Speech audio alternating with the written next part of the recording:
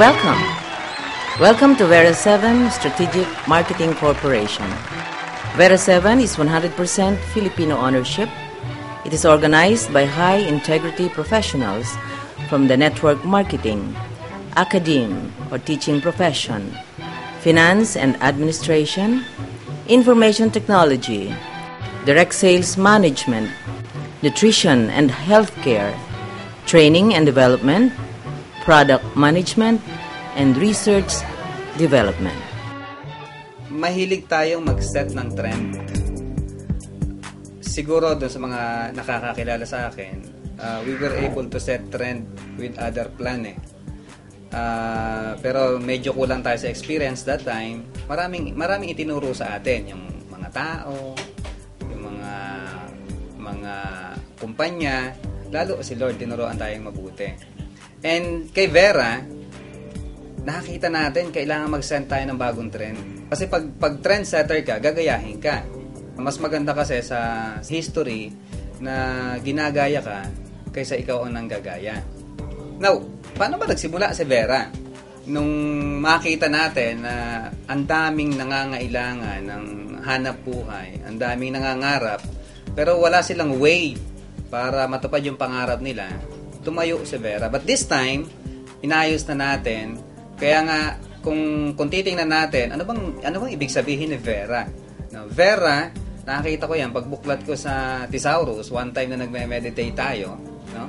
Pagbuklat ko sa Thesaurus, nakakataon, letter V, no? Vera means true sa Greek, no? Tapos, yung pangalawang meaning niya is faith. Sa Russia naman. Sabi ko, Lord, what a name. What a name perfect to do the first product na ni-launch na Vera, which is the grapeseed. Na ang pangalan naman niya is V7, no? So this time gagawin natin ang negosyo ng tama at may pananampalataya. Our vision is to have a community of people sharing one true faith, dreams and values with a deep sense of commitment geared towards the upliftment of one's quality of life and making a difference in the life of others, country, and the world. Nag-start kami sa isang maliit na office. Nag 1 month anniversary kami sa isang nagsisiksikang office. Then, a week after, nakakuha kami ng 2 office. Then, another 2 weeks after, nakuha namin ng isang buong second floor nitong building. 4 months and 2 weeks, nakuha na rin namin ng third floor. Ang second floor, actually, buong mezzanine is office na ng Vera. Second floor is office na rin ng Vera. Nakakatuwa isipin. Ganun kabilis ang growth. Ginagawa ko tong business 2 to 3 hours a day lang kasi nag-work ako as IT. 2 to 3 days ko lang ginagawa tapos umuwi pa ako sa Baliwag, Bulacan. Nakakatuwa kasi unang linggo pa lang kumita na tayo. Bawing-bawi na yung 770 na pinuhunan natin. So, siguro mga 1 month ago or after a month, umabot na tayo ng 5 digits sa kitaan natin. So, yun, nakakatuwa talaga. Paano nating nagawa to? Kasi yung product maganda, yung sistema ng company maganda, at syempre pa, yung pagtutulungan dito sa loob ng company. Our mission: live the virtues, strive for excellence, foster harmonious relationship, and share abundance. Ako po si Carlo Morales. Isa po akong estudyante sa FEU Moraita. Ginagawa ko po ito part-time. At napakalaking tulong na po nagawa sa akin ito. Sa sarili ko pati sa mga magulang ko. Bago ako sumali dito, yung pera ko po noon 770 lang. Kulang pa po 700 plus lang po. Tapos hanggang nanghiram pa po ako sa daddy ko. Hindi ko po kasi agad sinabi na sumali ko dito eh. Hanggang sabi ko pa, ano pa po noon, vacation kaya walang allowance.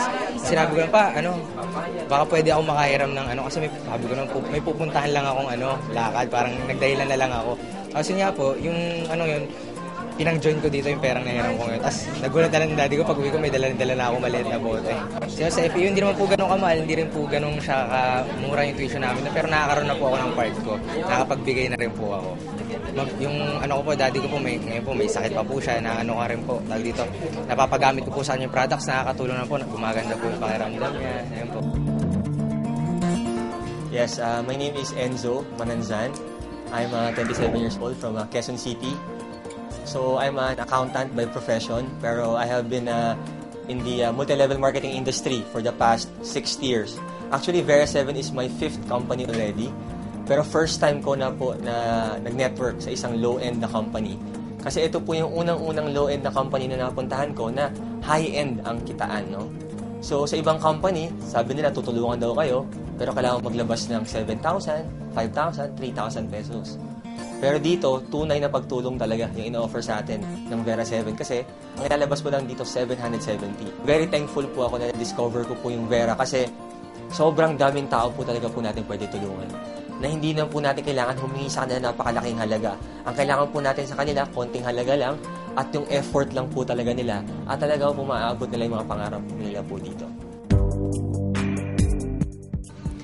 Vera 7 equally recognizes its responsibility to its partners and employees as regards to number 1, compensation and other benefits. Nakita ko lang nung pag-aralan natin, ibigay sa atin yung wisdom na magbukas ng 770 na entry in spite of the fact na mga competitor natin is 1,000 and above, nakita natin kaya naman palang ibigay. Kailangan mo lang isakripisyo ng konti yung kita ng kumpanya para naman sa ikagaganda ng buhay ng ating mga nagtatrabaho sa labas. I was then before, like them. Sa labas, naulanan ka, naiinitan ka, madalas nalilipasan ka ng gutom. Naramdaman ko yan nung panahon na ako ay nasa lugar na yun. Kaya kay Vera, sinigurado natin na yung mga nagtatrabaho sa labas, well compensated. Okay? Ngayon, kung ang tanong nila, malulugi ba ang company?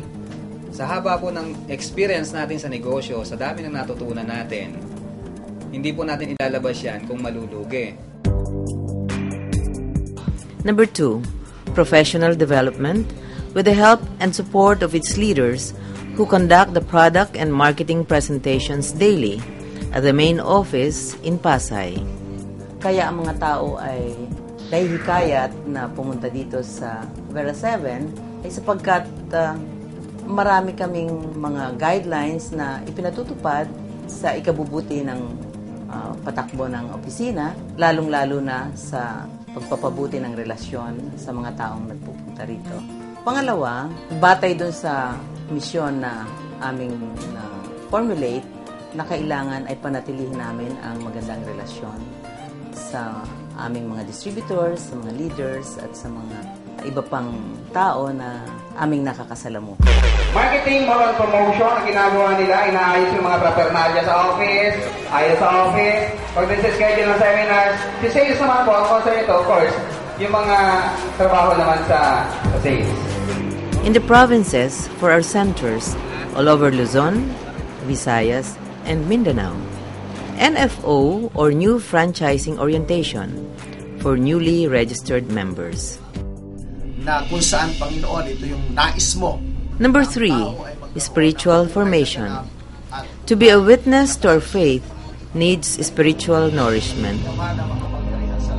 Vera 7 sees to it that Bible study and sharing are done on a weekly basis and listen to God as He speaks to each one of us.